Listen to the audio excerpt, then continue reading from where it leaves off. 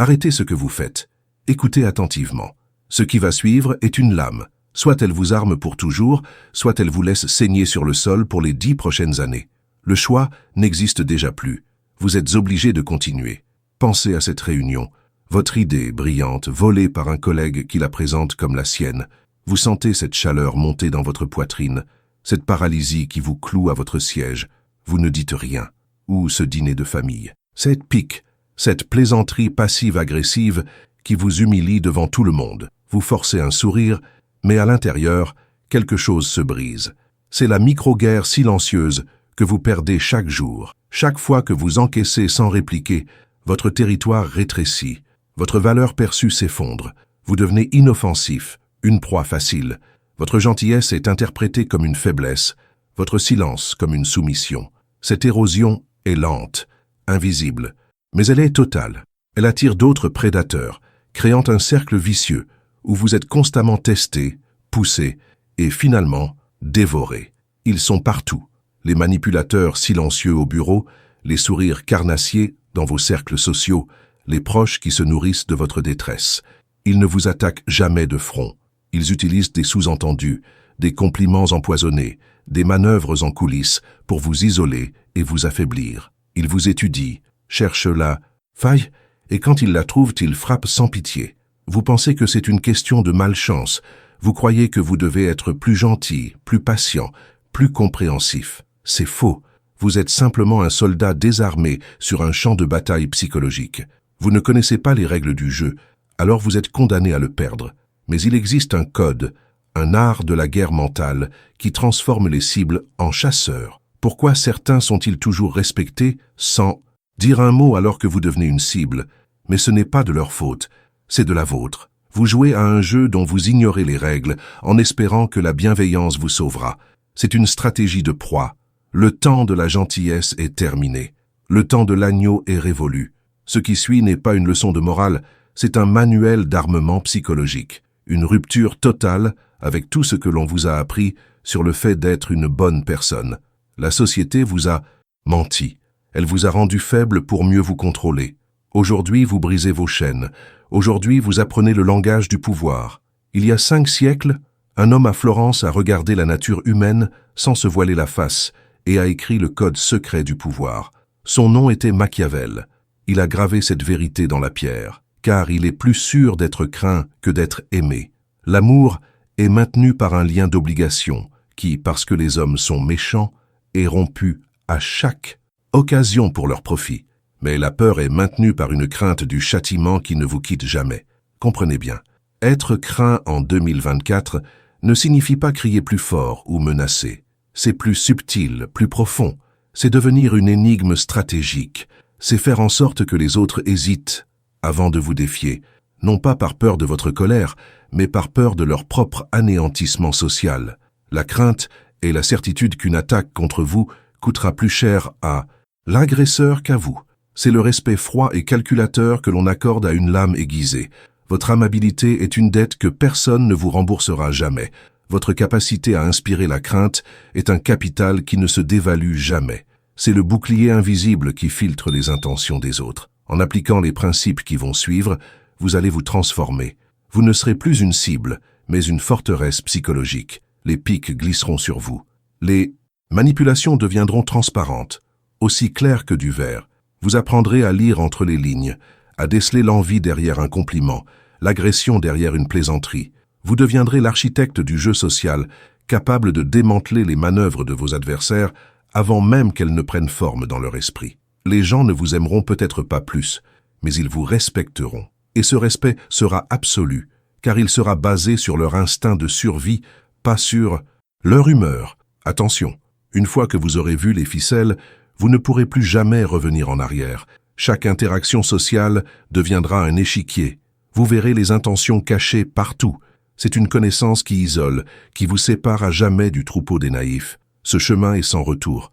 Vous êtes sur le point de quitter le monde des apparences pour entrer dans celui de la réalité brutale du pouvoir. Vous êtes prévenu.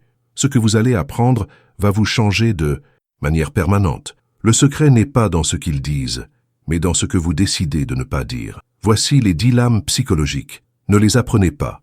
Incorporez-les. Faites-en une extension de votre volonté.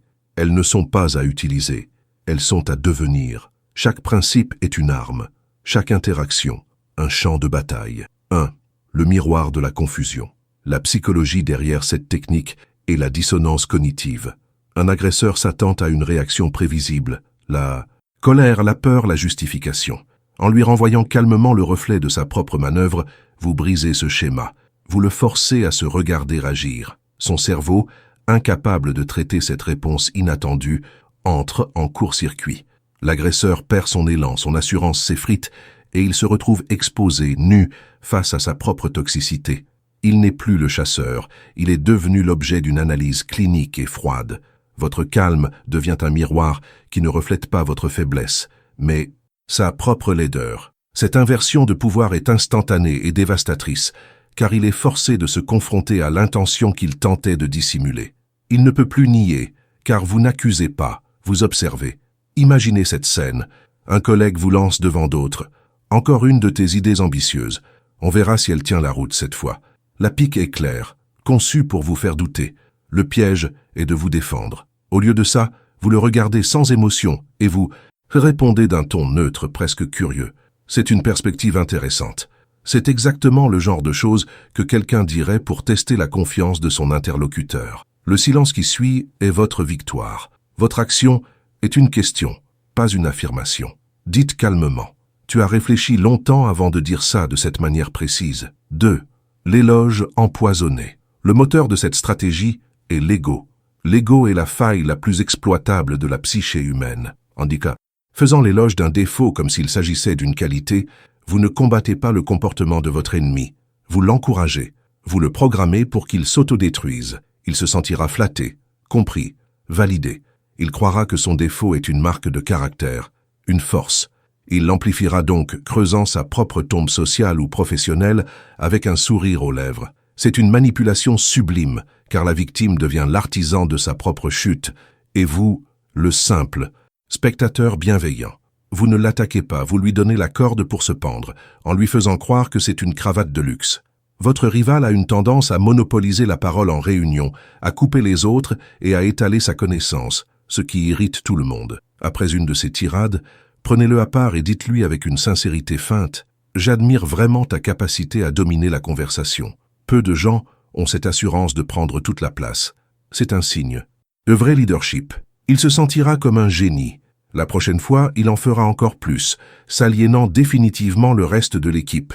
Nourrissez son défaut. Dites-lui « Ta franchise est remarquable. Tu n'as vraiment aucun filtre. C'est rare de nos jours. » 3. La famine d'information. La psychologie de cette arme est l'horreur du vide. L'esprit humain est une machine à combler les blancs.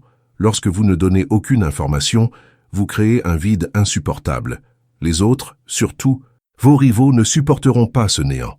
Ils le rempliront avec leurs propres angoisses, leurs propres scénarios, leurs propres paranoïas. Votre silence devient une toile sur laquelle ils projettent leurs pires craintes. Vous n'avez rien à faire, juste à regarder leur esprit se torturer lui-même. Ils imagineront des stratégies complexes, des plans secrets, des alliances puissantes, là où il n'y a rien. Votre imprévisibilité devient votre armure la plus épaisse. Vous devenez un trou noir, stratégique. Plus ils essaient de vous analyser, plus ils se perdent. Lors d'un déjeuner, un collègue curieux vous demande « Alors, quels sont tes plans pour le projet X ? J'ai entendu dire que tu avais de grandes ambitions. » Il cherche des informations pour anticiper vos mouvements, peut-être pour les contrer. Toute réponse précise est une balle que vous lui donnez. Répondez avec un léger sourire, un contact visuel maintenu, et dites simplement « Les choses se mettent en place ». Rien de plus, laissez son imagination faire le reste. Il passera l'après-midi à se demander ce que cela signifie. Votre phrase de poche est une porte fermée. Je préfère que les résultats parlent d'eux-mêmes. 4. L'isolation stratégique. Un individu tire sa force non pas de ses qualités intrinsèques, mais de son réseau de soutien. Un manipulateur sans alliés est un loup sans meute, une menace limitée. Le but n'est pas d'attaquer votre ennemi de front, ce qui le poserait en victime et rallierait les autres à sa cause. Le but est de couper méthodiquement les liens qui l'alimentent en pouvoir, en information et en légitimité. Cela se fait par des manœuvres subtiles, en semant le doute, non pas sur votre ennemi, mais sur l'intérêt que ses alliés ont à le soutenir. Vous ne dites jamais de mal de lui. Au contraire, vous mettez en lumière, de manière innocente, comment les actions de votre ennemi pourraient nuire à la réputation ou aux objectifs de ses protecteurs. La loyauté humaine est fragile et basée sur l'intérêt personnel. Une fois isolé, il s'effondrera. Un rival est protégé par un manager influent. Ne critiquez jamais le rival devant le manager. Au lieu de cela, lors d'une conversation, dites au manager « Je suis impressionné par la façon dont tu prends des risques en laissant à Marc autant d'autonomie sur ce dossier sensible. C'est un style de management audacieux. J'espère juste que sa tendance à l'improvisation ne te retombera pas dessus. Vous avez planté la graine du doute. Le manager va maintenant surveiller son protégé, non plus comme un atout, mais comme un risque. Posez des questions qui créent des failles. Est-ce que tu es sûr que sa stratégie est alignée avec tes propres objectifs à long terme? 5. Le don de la fausse vulnérabilité. Cette technique exploite la pulsion humaine la plus primitive, l'opportunisme. Les prédateurs ne peuvent résister à l'odeur du sang. En offrant une faille apparente, une faiblesse mineure et entièrement contrôlée, vous tendez un piège. C'est un test de loyauté ultime. Les alliés véritables tenteront de vous protéger ou de vous conseiller. Les traîtres, les envieux, les ennemis cachés sauteront sur l'occasion pour exploiter cette faiblesse. Vous ne leur demandez pas qui ils sont, vous leur donnez l'opportunité de vous le montrer. Leur réaction est une confession sans mots. Vous n'avez plus de doute, vous avez des certitudes. Vous pouvez alors les écarter, les neutraliser ou les utiliser, en sachant exactement à qui vous avez affaire. Vous suspectez qu'un membre de votre cercle d'amis est jaloux de votre succès et parle dans votre dos. Lors d'une conversation privée, confiez-lui une fausse inquiétude. Je ne suis pas sûr d'être à la hauteur pour la présentation de la semaine prochaine, je suis un peu dépassé. C'est l'appât. Observez ensuite, est-ce que cette information se propage? Est-ce que quelqu'un l'utilise pour remettre en question vos compétences? La réponse vous donnera le nom du serpent. L'appât doit être crédible mais sans conséquences réelles. Parfois, je me demande si je ne suis pas trop direct dans ma communication. Écrit, je refuse de me justifier. 6. Le silence accusateur. Le silence face à une attaque directe est une arme psychologique de destruction massive. Une accusation attend une défense. La défense valide l'accusation en la plaçant au centre du débat. En refusant de parler, vous refusez de jouer. Vous créez un vide assourdissant. L'accusateur, qui s'attendait à une joute verbale, se retrouve seul sur scène, sous les projecteurs. Le poids du silence l'oblige à continuer à parler pour combler le malaise. En parlant, il va se justifier, se répéter, se contredire. Il va révéler ses véritables motivations. Son agressivité initiale se transforme en un plaidoyer désespéré. Vous n'avez rien dit, mais vous avez gagné. Le silence déplace le fardeau de la preuve et transforme l'accusateur en suspect. En pleine réunion, un collègue vous lance « C'est à cause de ton erreur que nous avons pris du retard ». Tout le monde se tourne vers vous, attendant votre défense. Ne dites rien. Regardez-le droit dans les yeux, sans colère, sans peur, juste un calme glacial. Maintenez le contact visuel. Ne hochez pas la tête, ne la secouez pas. Restez immobile. Le silence va s'étirer, devenant de plus en plus pesant pour lui. Il va bafouiller. Enfin, je veux dire, on aurait tous dû être plus vigilants. Il vient de s'auto-détruire. Votre action est une non-action. Votre regard est votre seule réponse. Le premier qui parle a perdu. Le principe qui suit, le numéro 7, est le plus corrosif. Il ne s'agit plus de défense, mais d'une attaque chirurgicale capable de démanteler une réputation en une seule phrase.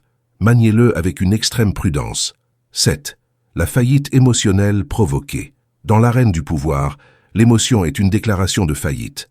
Une personne qui perd son sang-froid en public perd instantanément toute crédibilité. Son message, même s'il est juste, est noyé sous la perception de son instabilité. Le but est donc de pousser subtilement votre adversaire à l'explosion émotionnelle. Cela ne se fait pas en l'insultant, mais en utilisant des déclencheurs froids et calculés. Des questions calmes qui remettent en cause sa compétence, des insinuations sur son état émotionnel, des interruptions polies mais déstabilisantes. Vous restez un roc de rationalité pendant qu'il devient un volcan d'émotions. Devant un public, le contraste est saisissant.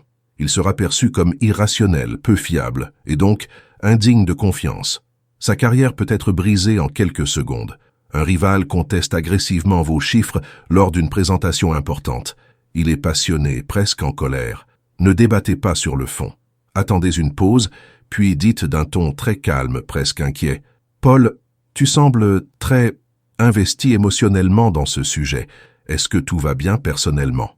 Vous venez de changer le cadre. Le débat n'est plus sur les chiffres, mais sur sa stabilité émotionnelle. Il va soit exploser de colère, confirmant votre insinuation, soit se taire, complètement déstabilisé. Dans les deux cas, vous avez gagné. Votre phrase est une lame de chirurgien. Je sens beaucoup d'émotion dans ta voix. Prenons du recul pour rester objectif. 8. Le déplacement de la cible. Ceci est une technique avancée de contrôle du récit. Elle consiste à accuser votre ennemi de vos propres intentions ou de vos propres actions avant qu'il n'ait la moindre chance de le faire lui-même. C'est une frappe préventive sur le champ de bataille de la perception. En les accusant le premier, vous les placez immédiatement sur la défensive. Ils sont forcés de réagir à votre cadre, de se justifier, de nier. Pendant ce temps, vous êtes positionné comme la victime vigilante ou le leader proactif. Cette technique, utilisée par les plus grands stratèges politiques, est redoutable car elle s'appuie sur le principe que la première version d'une histoire est souvent celle qui reste. Vous ne vous défendez pas d'une accusation, vous la créez. Vous savez qu'un collègue ambitieux cherche à saboter votre projet en utilisant des raccourcis dangereux pour vous faire paraître lent. N'attendez pas l'attaque. Allez voir votre supérieur et dites-lui sur un ton préoccupé « Je suis un peu inquiet pour le projet. J'ai l'impression que Jean, dans son enthousiasme, pourrait être tenté de brûler. Des étapes cruciales pour la qualité. Je veux juste m'assurer que nous sommes tous alignés sur l'excellence. Quand Jean commencera ses manœuvres, il sera déjà perçu comme la personne imprudente que vous avez décrite. Prenez le contrôle du récit. Je tiens à anticiper un risque potentiel. Et décrivez exactement ce que votre ennemi s'apprête à faire. 9. La dette morale, invisible. La réciprocité est l'un des instincts sociaux les plus profondément ancrés dans la psyché humaine. En offrant une aide non sollicitée, même minime, vous créez une dette psychologique. Votre adversaire se sent inconsciemment redevable. Ce sentiment de dette agit comme un frein invisible, inhibant ses futures agressions contre vous. Il lui sera plus difficile de vous attaquer ouvertement après que vous l'ayez généreusement aidé. De plus, cette dette peut être subtilement rappelée ou activée plus tard pour obtenir une concession ou une faveur. C'est un investissement à long terme dans la passivité de vos ennemis. Vous ne leur achetez pas leur loyauté, vous louez leur inaction avec la monnaie de la culpabilité sociale. Votre rival le plus direct peine sur un détail technique lors d'une réunion. Il est en difficulté. Au lieu de savourer sa gêne, intervenez. Donnez-lui la solution de manière concise et désintéressée. Puis ajoutez « Ce n'est rien, ça arrive à tout le monde ». Vous l'avez publiquement sauvé d'une humiliation mineure. Il vous détestera encore plus intérieurement, mais il est maintenant votre obligé. La prochaine fois qu'il voudra vous attaquer, une petite voix dans sa tête lui rappellera cette dette. Votre action est un cadeau empoisonné.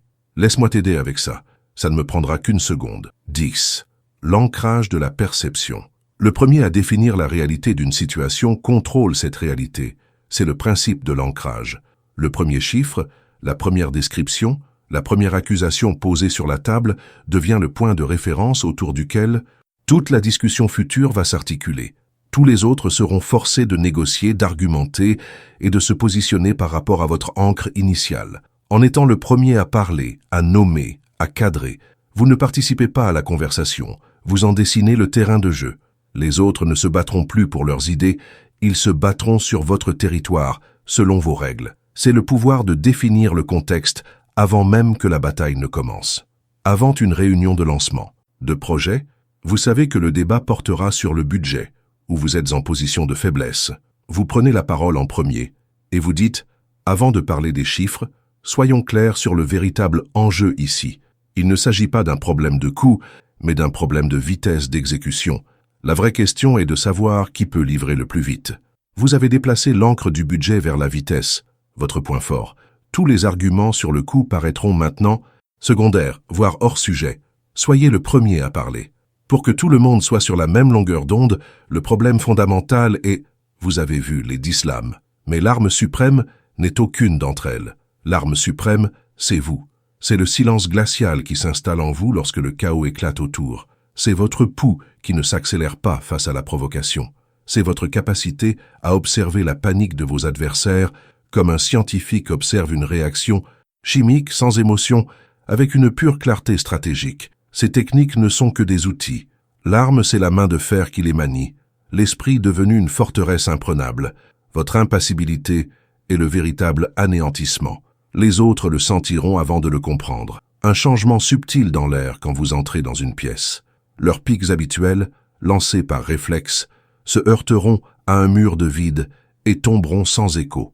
Leur nervosité grandira face à votre calme. Ils commenceront à s'observer les uns les autres, cherchant une validation que vous ne leur donnerez plus. Votre silence ne sera plus interprété comme une faiblesse, mais comme une évaluation. Ils se sentiront jugés, analysés, par votre simple présence. Le respect qu'ils vous accorderont ne sera pas chaleureux. Ce sera le respect froid que l'on donne à une puissance imprévisible. Votre ennemi principal, celui qui a bâti sa tyrannie sur votre patience, sera le premier à craquer. Il ne vous reconnaîtra plus. Il doublera ses attaques, les rendant plus grossières, désespérées, cherchant la faille qui n'existe plus. Il essaiera de vous ramener à l'ancienne version de vous-même. Face à votre regard neutre, il perdra tout contrôle. Il criera, accusera, s'agitera dans le vide. Et sous les yeux de tous, il exposera sa propre fragilité, sa propre méchanceté. Il ne sera plus un prédateur, mais un animal pris au piège de sa fureur. Il se sera détruit lui-même. Comprenez ses lois. Celui qui contrôle ses émotions contrôle la réalité des autres. Votre calme est leur chaos. Votre silence est leur confession. Vous n'êtes plus une pièce sur l'échiquier, vous êtes la main qui déplace les pièces. Mais cette victoire a un prix. Ce détachement vous isole. Ce pouvoir vous force à voir la mécanique laide derrière chaque sourire. Vous ne pourrez plus jamais être naïf. Vous ne pourrez plus jamais vous reposer dans l'ignorance. Et maintenant que vous avez ce pouvoir, qu'allez-vous en faire? Vous avez vu les lames. Vous avez compris les mécanismes. Mais la véritable transformation ne réside pas dans l'application d'une technique. Elle est dans le changement fondamental qui s'est opéré en vous. Regardez-vous. Vous n'êtes plus la cible tremblante qui encaisse les coups. Vous êtes devenu le silence au milieu de la tempête. Votre cœur ne s'accélère plus face à la provocation. Votre esprit ne s'embrume plus de colère ou de justification. Vous êtes devenu un observateur clinique de la comédie humaine. Les attaques des autres vous apparaissent désormais pour ce qu'elles sont, des cris d'enfants dans une cour de récréation, des manifestations pathétiques de leur propre insécurité. Ils essaient de vous atteindre, mais ils ne frappent que du vide.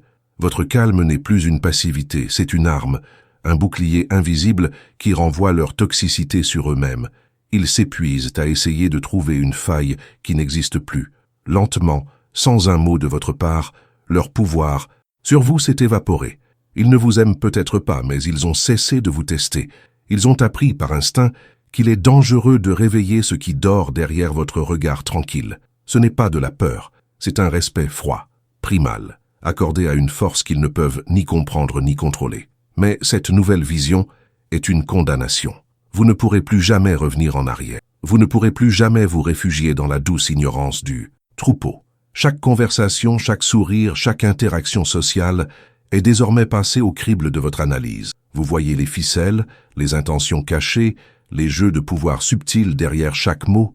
Ce monde, autrefois simple, est devenu un échiquier complexe et permanent. C'est le prix de la clarté. Cette connaissance vous isole, car peu de gens osent regarder la nature humaine avec une telle lucidité. Vous marchez désormais seul, non pas parce que vous êtes rejeté, mais parce que vous avez atteint une altitude où l'air est trop rare pour les autres. Vous êtes à jamais séparé du monde des apparences. Ce pouvoir est maintenant entre vos mains. Ce n'est ni bon ni mauvais. C'est une force neutre, une lame qui peut construire ou détruire. La question n'est plus de savoir comment vous défendre, mais de décider quel genre d'architecte vous serez. Allez-vous construire des forteresses pour vous protéger ou des empires pour dominer? Le jeu a changé, car vous n'êtes plus une pièce. Vous êtes la main qui déplace les pièces. Si vous acceptez ce fardeau et cette puissance, si vous comprenez que votre esprit est devenu votre arme et votre royaume, alors déclarez-le. Écrivez dans les commentaires « Mon esprit est une forteresse ». Rappelez-vous de cette vérité ultime gravée dans le silence. Il ne rit jamais de celui qui reste silencieux. Arrêtez ce que vous faites. Ils vous sourient en face, mais affûtent leur couteau dans votre dos. Ce qui va suivre est une lame. Soit elle vous arme pour toujours, soit elle vous laisse saigner sur le sol. Dans 5 minutes, vous aurez les armes psychologiques de Machiavel pour les désarmer, avant même qu'ils ne pensent à frapper. Il n'y a pas de retour en arrière. Pensez à cette réunion. Votre idée brillante présentée par un autre comme la sienne, vous êtes cloué à votre siège par une rage silencieuse. Pensez à ce dîner de famille, cette plaisanterie qui vous humilie devant tout le monde. Vous forcez un sourire, mais à l'intérieur, quelque chose se brise. Ce sont des micro-guerres psychologiques que vous perdez chaque jour. Chaque fois que vous encaissez sans répliquer, votre territoire rétrécit, votre valeur perçue s'effondre. Vous devenez inoffensif, une cible facile. Ils sont partout, les manipulateurs silencieux, les ambitieux sans scrupules, les sourires carnassiers. Ils testent vos limites et exploitent votre gentillesse comme une faiblesse. Vous croyez que c'est de la malchance. C'est faux. Vous êtes un soldat désarmé sur un champ de bataille mentale. La société vous a rendu faible pour mieux vous contrôler. Aujourd'hui, vous brisez ces chaînes. Il y a 5 siècles, un homme à Florence a regardé la nature humaine sans se voiler la face. Son nom était Machiavel. Il a gravé cette vérité dans la pierre. Il est plus sûr d'être craint que d'être aimé.